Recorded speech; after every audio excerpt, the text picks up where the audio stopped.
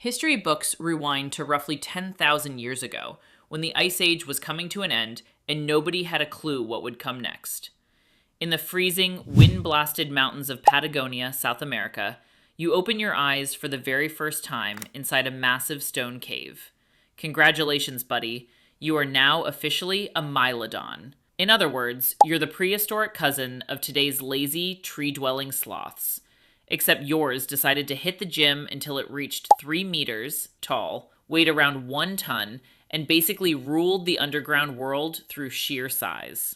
Nature gives you a pretty confusing starter pack. From the outside, you look like a giant bear.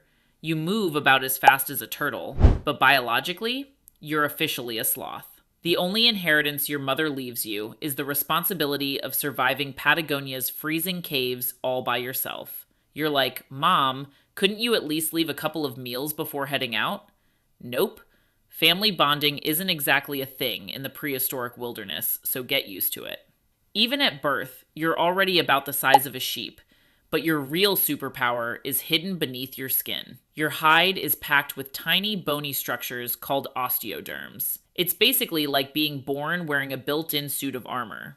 Whenever one of those psychotic saber-toothed cats tries to ambush you from behind and slash your back, its claws slam into your armored skin with a satisfying crack. You slowly turn around and give it the prehistoric version of, "Everything all right, buddy? Need a nail clipper?"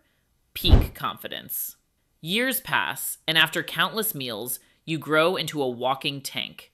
Standing on your hind legs, you reach nearly 3 meters in height. So what's on the menu for a beast your size? Do you hunt saber-toothed cats? Chase mammoths for fun? Of course not. You spend your days eating shrubs, leaves, roots, and grass. Congratulations, you're a 1-ton vegetarian battle tank. Your forelimbs are equipped with enormous sickle-shaped claws. The first time another animal sees them, it immediately assumes you're about to slice everything in half. But in reality, you mostly use those terrifying claws to pull tree branches closer and casually think, these leaves could use a little seasoning. Or you dig up roots from the ground. Your entire lifestyle boils down to eat, chew bushes, then lie down for hours while your gigantic stomach slowly processes everything. Of course, life isn't just about chewing leaves. Eventually, the breeding season arrives. While minding your own business in the forest, another 1-ton male Mylodon appears. Both of you have your eyes on the same female. Normally, when two prehistoric giants collide, you'd expect an all-out brawl. Not you guys. You're gentlemen. Both of you slowly rise onto your hind legs, puff out your chests, and begin the slowest, deepest roaring contest imaginable. Whoever delivers the longer, deeper roar wins. The other guy simply thinks, all right, your voice is deeper than mine. She's yours. Then calmly turns around and walks away. No bloodshed, no claw fight, just pure vocal dominance. Suppose you win the lady. Winter eventually rolls into Patagonia, bringing its infamous freezing winds. You decide, yeah, it's way too cold out here.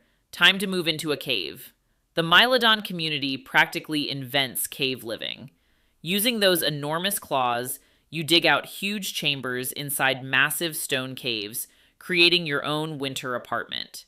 You spend months relaxing indoors while blizzards rage outside, completely unbothered.